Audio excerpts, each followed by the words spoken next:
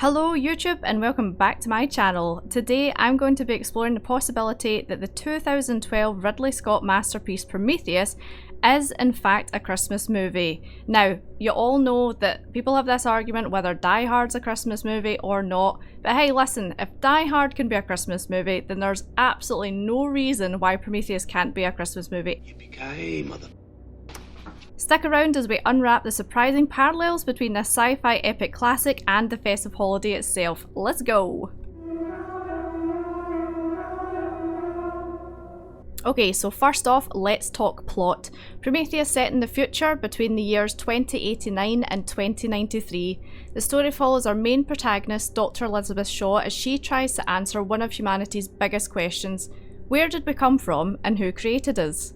Dr. Shaw and her partner Charlie Holloway discover cave paintings depicting ancient human civilizations from all over the world. These cave paintings depict the humans worshipping giant beings pointing towards the same constellation of stars. The explorers then convince Peter Whalen from Weyland-Yutani to fund a trip to the planet LV-223 to find what they have dubbed the Engineers, who they believe are humanity's creators.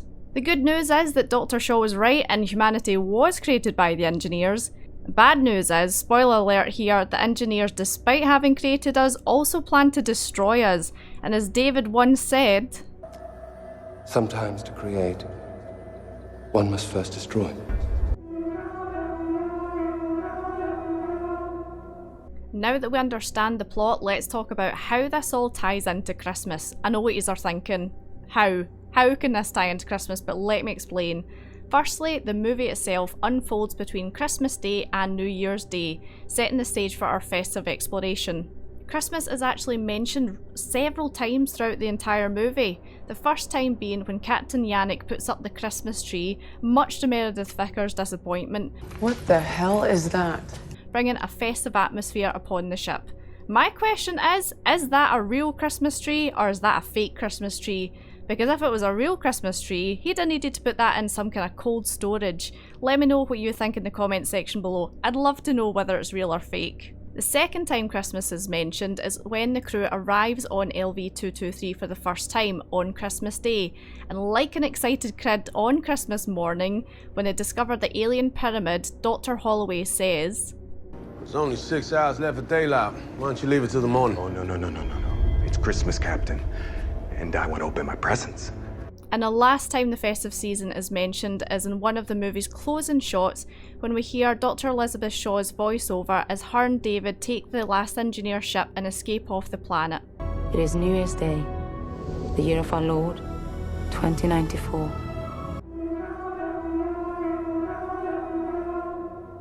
So now that we've talked about the most obvious mentions of Christmas, now it's time to talk about how the movie has more subtle mentions of the holiday and how it relates to the plot as a whole.